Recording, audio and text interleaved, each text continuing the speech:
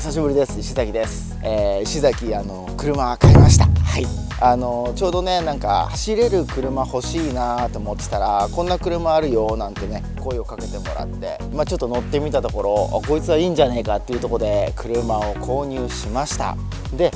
石崎ちょっと家庭環境が変わってですね、こう人も乗せなきゃいけなかったり、荷物もたくさん詰められる方がいいなと思ってね、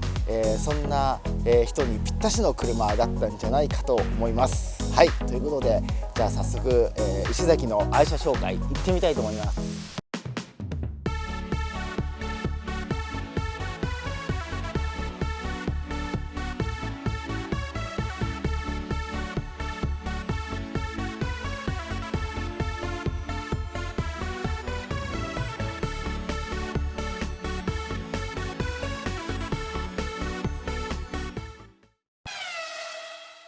はい、ということで石崎 RX8 買いました。イエイいやー、自分で自分の車紹介するっていうのもなかなか新鮮ですけれども、はい、じゃあもうちょっとねとりあえず、愛車紹介行ってみたいと思います。車は、マツダの RX8 の前期ですね。 LASE3P ですね。平成16年モデルなんで結構前期中の前期って感じです。で仕様としては、見た感じの通りの、サーキット仕様ですねなんですけども、一応街乗りもできますよっていう感じの車になってましたので、それを買った感じです。はい。でなんで RX8 にしたかっていうと、そもそも僕の中で RX8 って結構印象悪い車だったんですよやっぱこうずっとターボ乗ってきてたんで NA エンジンはなかなかちょっとな遅えなみたいな印象が強かったのと、昔乗ったことあるのが8のドノーマルだったんですよね。だからコーナリング性能とかはすごく良かったけど、とにかく加速しない、ギアのつながりが悪いっていう、そんな印象があったんですよね。それがもう10年前ぐらいかな。でちょっとこんな車があるよって話もらって、ちょっと試乗してみたら、なかなかこいつは面白いんじゃねえかなっていうまず感覚を得て、それプラスもうちょっとターボじゃなくても楽しめるぐらいの、知識と技術と、そういったものが身についてきたんでしょうね。NA だけでも、走れる車でいいなっていうのがあって、あとかっこよかった見た目かっこよかったから、これにしようっていうことでこの車に決めたって感じですね。で、使い方としては、街乗りというかね、軽くドライブ行ったり、あとはもうサーキット走るような使い方を今のところしていますし、これからもしていきたいなってところです。で、この車はもう最初からいじってある車だったんですよ。西の方で、この車を作って、何人か、人手を渡って僕のところに来たっていう感じです。そんな感じなんですけども、じゃあ、それぞれどんなパーツついてるか見ていきたいと思います。はい、じゃあどんなパーツついてるか紹介していきたいと思います。まずボンネットですね。ボンネットがアライズモータースポーツの、オリジナルボンネットですね。一般的な穴開きのボンネットで、これがですね純正の、ボンネットをくり抜いた上に FRP が乗っかってるっていうタイプのボンネットです。で、ボンピンで止まってるんですけれども、ちょっとねこれバカになっちゃって動いちゃうんですよね。なんでこれちょっと直さないといけない案件のうちの一つです。はい。でフロントバンパーは、広島のレッグの、バンパーがついています。で、次がフェンダーですね。これも、レッグのオーバーフェンダーがついていて、片側 10mm オーバーになってます。でこのフェンダーのダクトも、レッグのものがついています。これかっこいいと思うんですよね。すごい8のデザインと合っていて、結構いけてるんじゃないかなと思います。白いボディに黒のダクトっていうのも映えますしね。でこうフェンダーなんですけど、こう結構穴開いてですね、これダクトもそうですけど、もともとここにも穴が開いていて、ここにも穴が開いています。はい。なんで結構このタイヤハウス内の空気を抜いてくれるっていうところでは機能してくれてるんじゃないかなと思います。で横はほぼノーマルかな。サイドステップもこれ確かレッグの、エアロだったと思います。ちょっとサイドに関しては要確認ですね。じゃあ、そのまま後ろ回っていくと、リアのオーバーフェンダー、これもレッグのオーバーフェンダーが入っます。リアバンパーも変わってんのかな。いや、これは切り抜いただけかな。多分切り抜いただけかもしれません。で、ウイングがこれボルテックスの GT ウイングがついていて、これもねなんかねアライズオリジナルっぽい感はあったんですけど、一応これ S2 専用のウイングが、ついているそうです。でこれトランクが塗ってあるんですけどカーボンに変わってます。はい。で、テールランプが、LED の後期の丸型っぽいのになってるんですけど、これが、越後屋のテールランプですね。ブラックアウトされてるんで、ちょっと好み分かれるところだと思うんですけど、後期感出てるのはちょっといいかなって思います。とは言いつつ前期のテールも結構好きなんですけどね。はい。この牽引フック、リアは金属の牽引フックがついていて、フロントはこういう布のペロペロのが一応ついてます。サーキット走ってるとどんなトラブルがあるか分かんないので、牽引フックはつけておきたいところです。はい。でタイヤホイールなんですけど、今ついてるのは街乗り用で、ホイールが RPF1 で結構これがオフセット攻めてて、オフセット10とか15とかそんくらいのものが入ってます。結構つらつらな感じです。で、タイヤは、東洋タイヤのプロックセスなんて読むんだっけかな、これ888だかトリプル8だか、要は R888 がついてますね。サーキット走るときは違うタイヤ入っちゃってます。ブレーキ系はですね、はい、これ純正ローター使ってます。で、納車した時にブレーキ系全部オーバーホールしまして、パッドがですね、これ今グラッっていうメーカーの ZR1 っていうモデルですね。ちょっとあんまり有名ではないメーカーだとは思うんですけれども、結構使ってみて僕好みの方向ではある感じです。このパッドってインプとかエボとか GTR みたいな結構ハイパワーで重い車に合わせたパッドなんですよ。なんで正直8には効きすぎるんですよね。結構強いんですけれども、ブレーキの踏んだ後リリースしていくそのフィーリングがいいんですよね、キャパオーバーのくせに。なんでこのパッド結構いいんじゃねえのっていう風に僕は感じてます。8に対しては効きすぎなのにもかかわらずそこら辺のコントロール性があるっていうのがすごいなって感じです。確か聞いたところによると、この ZR1 より1個下の ZS1 っていうのが8ぐらいのパワーと車重にはちょうどいいんですけれども、ちょっと在庫なくて ZR1 を今回は使ってみたところ、ZR1 でもいいじゃん、そんなような感じですね。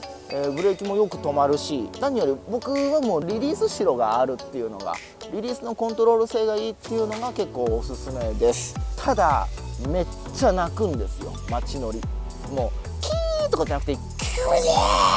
みたいな鳴き方をするし、ダストも出るんで、普通の使い方する人には全然おすすめしない、そんなようなパッドです。サーキット走る人には結構いいと思います。じゃあマフラー見ますかね。はい。これが RE アメミヤの、2本出しのフルチタンです。正直8でマフラーいろいろ特化引っかいしたことないんで分かんないですけど、今のところの感覚としてはパワー感は比べてないので分からないです。ただ結構静かです。アイドリングとかも静かですね。やっぱりサイレンサーでかいの2個ついてるだけはあると思うんですけど、結構静かだし、踏んでっても綺麗な音がするんですよね。そんなような感じです。他を知らないので何とも言えません。ただ本気組みたいな人たちだとやっぱシングル出しが多いんで、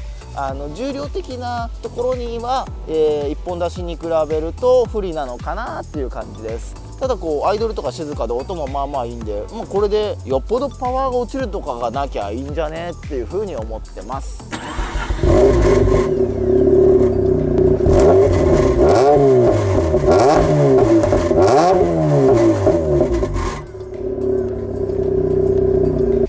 じゃあちょっとエンジンルーム見ますか。はい。エンジンルームも買ってきてちょっと掃除したりぐらいしかしてない、状態です。じゃあ見ていくんですけども、吸気のインテークのボックスがこれアメミヤかな、REアメミヤのボックスがついていて、一応遮熱っていうことで金やら銀やらのテープがこのボックス以外にもいろいろ貼ってはあるような感じです。で見ていくと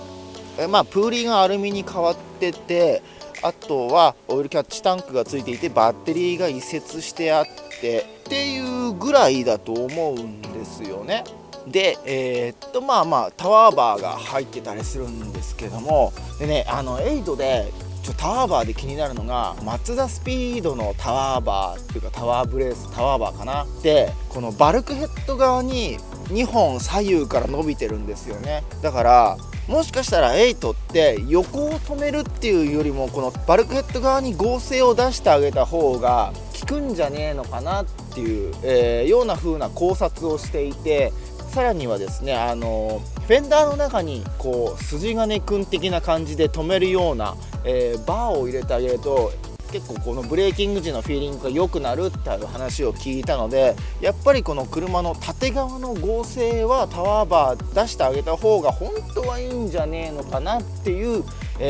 勘繰りもしたりしてます。これも取り付け取り外しはしてないのでわからないですね。サーキット走行なんかだと意外と外した方が頭の入りが良かったりすることはあるので、ちょっと時間できたら、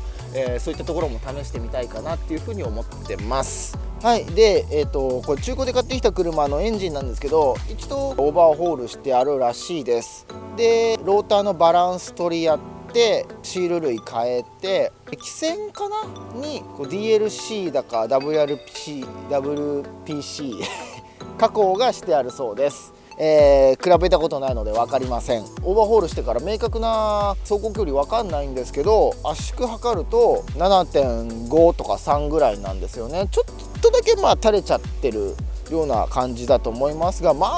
前回の時にはねアペックスシール外側に行くからまだそんな変わんねえんじゃねえかなっていう淡い期待をしてるんですけど、詳しい人教えてください。で、足はオーリンズのオーバーホールしたスーパーオーリンズがついてるみたいです。でスーパーオーリンズってことは DFV は殺してあるのかなとは思うんですけれども、ちょっとそこら辺は分かりませんが、全長調整のスーパーオーリンズがついていて、バネがフロント16のリアが12っていうのが前後ともスイフトなんですけどもついてます。ここもちょっと比べてないんで分かんないですけど、サーキットだとフロント18ぐらいまで上げてもいいかなっていう感じですね。ちょっとまだテストできてないんで何とも言えません。じゃあちょっと中でも見ますか。はい。中はもう結構こうないんですよ、内張りとか。もうこの状態で来てるんで、だからスピーカーもないんで音楽とかも聴けないですね。でシートはレカロがついていて、ただこれレカロシートにブリットのレールがついてるんですよ。だからちょっとポジションちょっと多分高いんですよね。多分ノーマルぐらいの位置だと思います。本当はもうちょっと寝かした方がサーキットとか僕は乗りやすいかなっていう、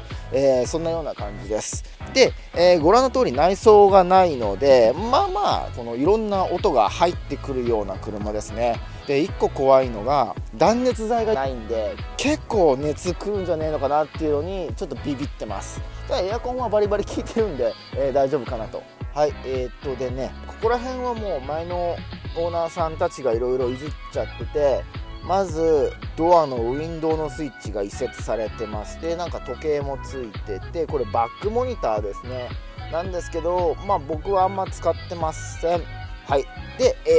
シフトノブもなんかのに変わってます。ステアリングはですね、ドラポジ調節するのに、前回レーシングのステアリングバックスキンのを使ってますね。やっぱねバックスキンってこうグローブはめてサーキット走るとすごい握りやすいんでおすすめですね。普通の革だと結構滑っちゃいがちな、